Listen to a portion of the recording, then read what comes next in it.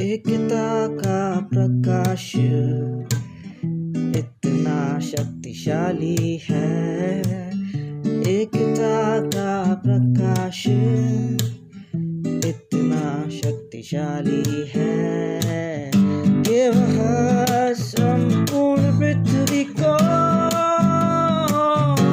प्रकाशित कर सकता है, प्रकाशित कर सकता है।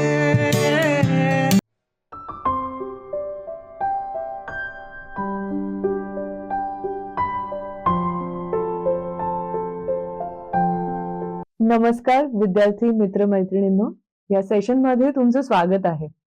आपण आधीच्या सेशन मध्ये कुटुंब पद्धतीबद्दल विचार करण्याला सुरुवात केलेली आहे आणि आपण असं बघितलं की आता जसं समाजामध्ये इतर संस्था सुद्धा एका समस्येमध्ये अडकलेल्या आहेत, तसंच कुटुंब संस्था सुद्धा आपल्याला आता नवीन कुटुंब संस्थेची मांडणी करणं अत्यंत महत्वाचं आहे, कारण तिथेच आपण आपल्या नैतिक सक्षमतांचा विकास घडवून आणू शकतो. म्हणून कुटुंब कसं असलं पाहिजे ह्याच्याबद्दल आपल्याला चर्चा करणं महत्वाचं आहे. पण सद्य परिस्थितीमध्ये कुटुंबामध्ये कोणत्या गोष्टी आहेत ज्या चुकीच्या आहेत त्या काढून टाकल्या पाहिजेत ह्याच्यावरती सुद्धा चर्चा करणं अतिशय महत्वाचं आहे, हे तुम्हाला पटलंच असेल. म्हणूनच सर्वप्रथम आपण या सेशनमध्ये असं कुटुंब बघूया ज्यामध्ये कुटुंबातील काही सदस्य इतर सदस्यांवरती वर्चस्व गाजवतात. दुर्दैवीपणे असं नाही म्हणता येणार की प्रत्येकच वेळी असं नाही, पण बहुतांश वेळी पुरुष महिलांवरती वर्चस्व गाजवताना आपल्याला आढळतं.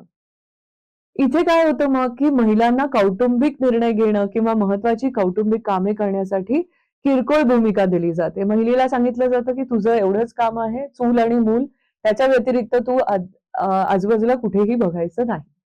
हा एक प्रकारचं काय म्हणतो आपण वर्चस्व गाजवण्याचा हा एक प्रकार आहे. आणखीन एक त्यावर कुटुंबातील काही कमकुवत सदस्य नेहमीच मानसिक आणि शारीरिक दबावाखाली असतात. उदाहरणार्थ जर एखादी व्यक्ती असेल जी स्पेशल व्यक्ती असेल किंवा ज्याला काही अपंगत्व असेल, अशा व्यक्तीला सुद्धा सतत मानसिक आणि शारीरिक दबावाखाली ठेवलं जातं. त्यामुळे त्यांना सतत ताण जाणवतो व त्यांची आध्यात्मिक व बौद्धिक वाढ थांबते. मग तुमच्या लक्षात येते जेव्हा मी तुम्हाला आधीही सांगितलं होतं की आपला जो प्रभाव आहे तो आपण कुटुंबावरती पाडत असतो आणि कुटुंबाचा प्रभाव आपल्यावरती पडत असतो. त्यामुळे अशा जर गोष्टी, असं जर वातावरण आपल्या आयुष्यामध्ये आपण लहान असताना आपल्याला मिळालं तर काय होईल? अर्थातच आपली आध्यात्मिक आणि बौद्धिक वाढ सुद्धा थांबून जाईल आणि आपल्यालाही सतत ताण जाणवेल. या प्रकारच्या कुटुंबांमध्ये वर्चस्व दाखवण्यासाठी वेगवेगळ्या शक्ती साधनांचा वापर केला जातो.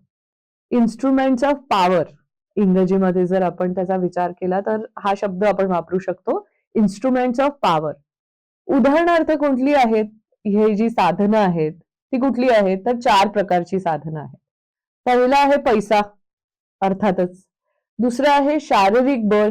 की शारीरिक बळ ज्याचं चांगलं म्हणजे जास्त असेल तो इतरांवरती वर्चस्व गाजवतो. तिसरं आहे कुटुंबातील इतर व्यक्तींच्या तुलनेत असलेले एखाद्या व्यक्तीचे चारित्र्य सामर्थ्य.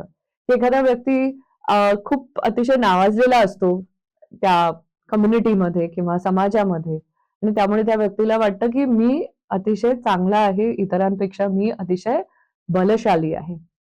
अधिकाराच्या चुकीच्या कल्पना. चुकीचं पद्धत की मी घरातली मोठी व्यक्ती आहे आणि माझं तुम्ही ऐकायचं, म्हणून तुम्ही माझं ऐकलंच पाहिजे. मग ते बरोबर आहे का चुकीचं? ही अधिकाराची एक एक्झाम्पल आहे, चुकीची कल्पना आहे. मग विविध कुटुंबांमध्ये या शक्ती साधनांचा वापर कसा केला जातो ह्याचं तुम्हाला थोडंसं चर्चा तुमच्या अध्ययन जोडीदारासोबत करायची आहे, तुमचा जो लर्निंग पार्टनर आहे त्याच्यावरती. आता इथे आणखीन एक असा मुद्दा तुम्हाला ज्याच्यावर चर्चा करायची आहे की तुमच्यावर जर या शक्ती साधनांचा वापर केला गेला तर तुम्ही काय करावं? तुमच्या कुटुंबामध्ये ही जी 4 शक्ती साधनं मी सांगितली त्याचा जर वापर तुमच्यावरती केला गेला तर तुम्ही काय करायला पाहिजे? किंवा तुम्ही तिथे उपस्थित आहात आणि तुमच्या कुटुंबातील इतर सदस्यावरती दुर्दैवाने ह्या प्रकारची 4 प्रकारची जी शक्ती साधनं आहेत त्याच्यापैकी वापर केला गेला तर तुम्ही काय करावं? ह्याच्याबद्दल सुद्धा तुम्ही तुमच्या अध्ययन जोडीदारासोबत चर्चा करायची आहे. पण लक्षात ठेवा चर्चा करण्याच्या पूर्वी प्रत्यक्ष एखाद्या कुटुंबाचं किंवा व्यक्तीचं नाव घेऊन चर्चा करू नका. कारण तसं केल्याने काय होईल, पाठीमागं बोलणं किंवा आपण जस्ट गॉसिपिंग करतोय, कुटाळक्या करतोय असा अर्थ होईल. पण आपण हे असं करत नाही आहोत. हे नैतिक विकासाच्या अगदी विरुद्ध आहे.